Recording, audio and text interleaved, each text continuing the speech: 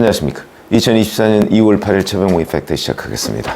자, 이제 4월 10일 총선을 앞두고 서울 강남 의뢰 공천 신청을 했던 윤석열 대통령실의 이원모 전 인사비서관, 어제 기자들한테 문자 메시지를 돌렸습니다. 공천과 관련된 어떠한 당의 결정도 존중하고 조건 없이 따를 것이다. 이 얘기는 곧 서울 강남을 공천 신청을 포기할 수 있다, 이런 뜻 아니겠습니까? 당의 결정에 따른다. 그러면 하여튼 강남을 공천을 포기한다는 뜻으로 받아들여집니다.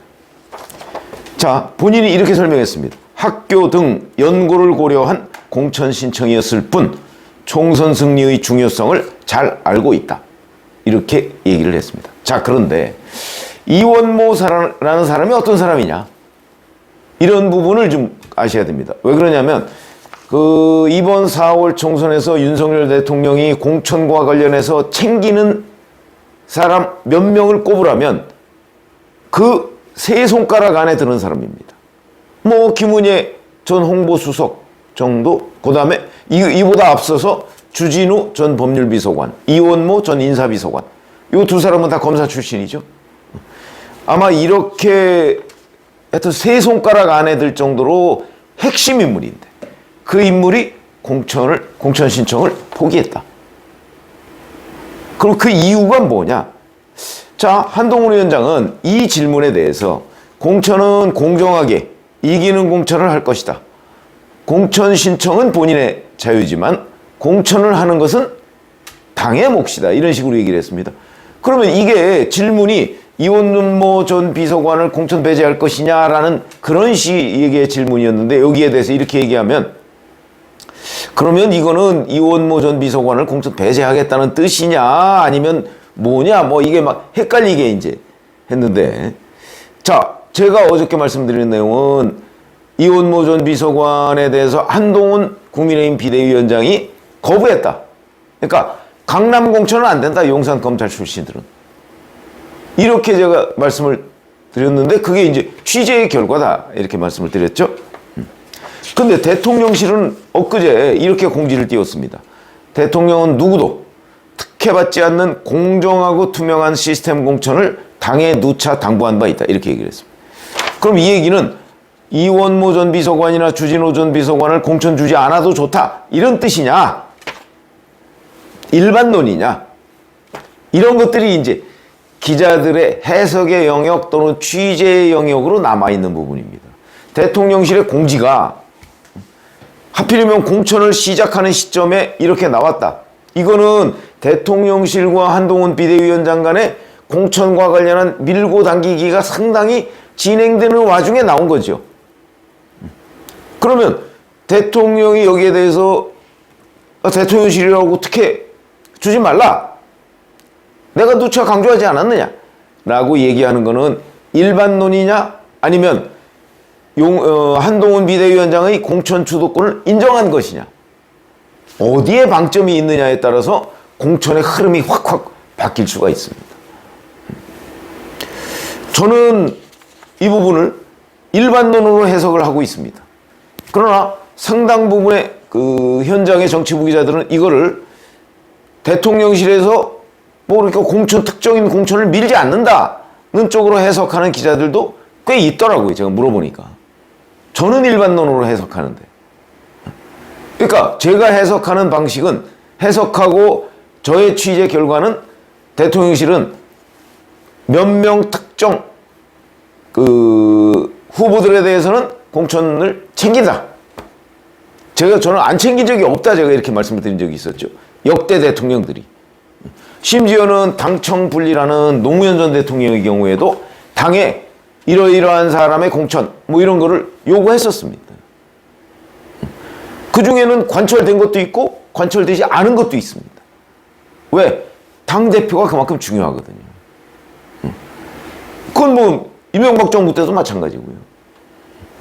그러니까 만약에 용산 대통령실 또는 과거의 청와대에서 이러이러한 사람을 공천해야 되겠다고 한다면 그 공천을 당에다가 얘기를 하고, 그게 뭐 사실상 지시죠.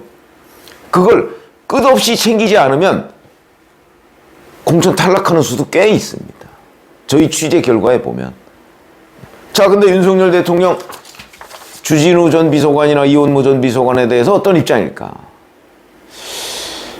제가 알기로는 공천을 줘야 된다는 입장인 것으로 알고 있는데 한동훈 비대위원장이 거절했다. 강남은 안 된다. 아마 그 결과로서 이원모 전 비서관이 기자들한테 당의 결정에 따르겠다고 얘기를 한 것이 아닌가.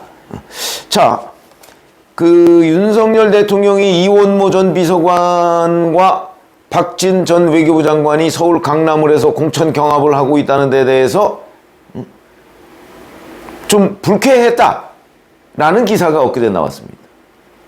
이 얘기는 이원모 전 비서관이 서울 강남을에 공천 신청할 거라는 걸 윤 대통령이 몰랐다는 걸 전제로 해야 성립하는 건데 몰랐을까요?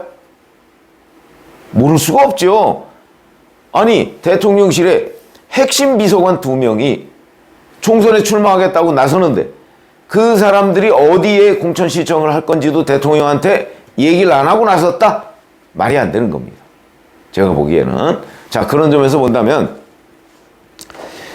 뭐 그런 얘기도 있고 또 일부 기자들 취재에 의하면 대통령이 이걸 알긴 알았는데 그 후에 뭔가 틀어져서 반대했다. 또 이렇게 얘기하는 사람도 있습니다. 지금 이원모 주진우 두 사람이 그 대통령실을 그만둔 지 한 달 정도밖에 안 되는데 그동안에 그럼 뭔가 밖에 나가서 뭐 윤석열 대통령과 뭔가 안 좋은 관계가 있었다는 건 전 이해가 되지 않습니다. 그래서 저는 오히려 한동훈 비대위원장이 자, 윤석열 대통령 최측근인 이 두 사람의 공천에 대해서 별로 탐탁치 않게 여기고 특히 이원모 전 비서관에 대해서는 거부했다. 왜냐하면 학교를 서울 강남에서 나왔다고 해서 강남에 공천 신청한다. 그러면 서초에 나왔다고 해서 서초 공천 신청한다. 강남 서초가 갖는 의미라는 것은 공천 신청만 하면 뭐 당선은 거의 떼어놓은 당상인 그런 상황 아닙니까? 그렇게 따지면 한동훈 비대위원장도 서울 강남갑에 공천 신청해야 되게요. 그 현대고등학교 나왔으니까. 그런 것처럼 뭐 이원모 전 비서관이 뭐 학교 등 연고를 고려했다. 이거는 말이 안 되는 겁니다. 이건 뭐 정치를 전혀 모르는 얘기가 되는 거죠. 물론 뭐 지금 본인이 포기하긴 했지만. 자, 그래서 오히려 제가 보기에는 그 한동훈 비대위원장이 자, 용산 검사 출신 강남 서초에 공천 안 한다 하는 걸 확실하게 했기 때문에 저는 이원모 전 비서관이 포기를 한 거고 용산도 그런 뜻을 존중한 건 아닌가. 이게 갈등으로 번지지 않았다. 저는 그렇게 봅니다. 뭐 용산도 이해를 할 수밖에 없었다 이렇게 보고요. 그러면 이제 그 다음이 주진우 전 법률비서관인데 뭐 이 부분과 관련해서도 한동훈 비대위원장이 뭐 똑 떨어지게 이건 이제 주진우 전 비서관을 전략 공천하느냐 이렇게 얘기한 데 대해서 한동훈 비대위원장은 글쎄 뭐 총선 앞두면 여러 가지 소문이 도는데 그 소문 다 믿을 만한 건 아니다. 이렇게 약간 애매하게 넘어갔습니다. 그걸 저는 전략 공천은 하지 않는다. 이런 쪽으로 제가 그 해석을 한다고 말씀을 드린 적이 있었는데 뭐 전략 공천은 아닌 것으로 보입니다. 그러면 해운대 갑 여기가 이제 하태경 의원이 그 험지 출마를 선언하면서 수도권으로 지역구를 옮겼고 그래서 무주공산인 곳인데 이곳은 부산 지역에서도 비교적 양지인 것으로 알려졌습니다. 뭐 그러나 제가 보기엔 뭐 부산 지역에서 그 5선의 서병수 의원, 부산시장을 지냈던 서병수 의원한테 전재수 의원의 북강서갑으로 가라 이렇게 얘기한 거 그 전재수 의원 지역하고 뭐 몇 군데 빼놓고서는 사실 뭐 국민의힘에 불리한 지역은 없습니다. 그러니까 뭐 전 비슷할 거라고 보고요. 다만 전략 공천은 곤란하다 뭐 이런 쪽으로 한동훈 비대위원장이 아마 결정하지 않을까 이렇게 지금 예상이 됩니다. 자, 아까 말씀드렸듯이 이번 총선에 윤석열 대통령의 최측근 검사 출신 그 중에 핵심이 주진우와 이원모였는데 그 중에 이원모는 지금 이제 서울 강남을에서는 일단 아웃된 것으로 보이고 그러면 이제 뭐 서울의 다른 지역을 어디 찾아보겠죠?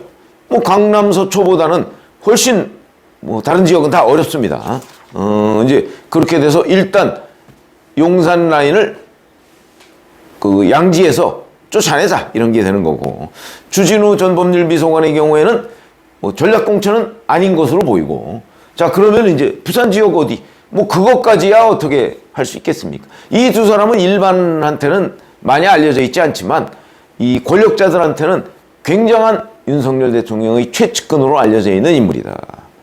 자 이렇게 되면 일단 한동훈 표 공천 초반에 제일 중요한 거는 아마 그래서 김경률 비대위원을 서울 마포울 공천 신청을 불출마를 하도록 한 건 아닌가 저는 그렇게 보는데 그러면서 이제 본인은 사천 논란에서 벗어나고, 그리고 이제는 윤석열 대통령의 최측근 2명도 본인들의 희망대로 공천은 주지 못하겠다.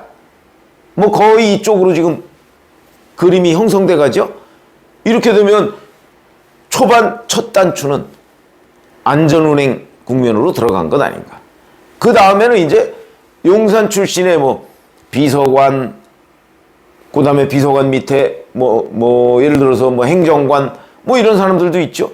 뭐 그런 사람들이야 이제 뭐 이렇게 윤석열 대통령이 뭐 꼭 챙겨야 되겠다 하는 사람이 뭐 그 소수에 그칠 테니까 이렇게 되면 일단 그 윤석열 대통령과 한동훈 비대위원장 간에 큰 공천 갈등이 예상되던 그런 부분, 이거 걸림돌은 일단 치워진 것 아닌가. 물론 또 자그마한 여러 가지의 일들에 대해서 꽤 아마 갈등이 있을 소지는 있습니다. 그러나 그게 지금 민주당이 기대하듯이 이 갈등이 대폭발해서 뭐 거의 당이 쪼개지듯이 하는 순간은 아직은 좀 섣부르지만 일단 넘어선 것 아닌가. 그러니까 큰 장애물이 제거가 됐다. 저는 이렇게 보는데, 그래서 초반 공천은 한동훈의 안전운행이다. 아마 이렇게 결론을 내릴 수 있지 않을까 싶습니다. 고맙습니다.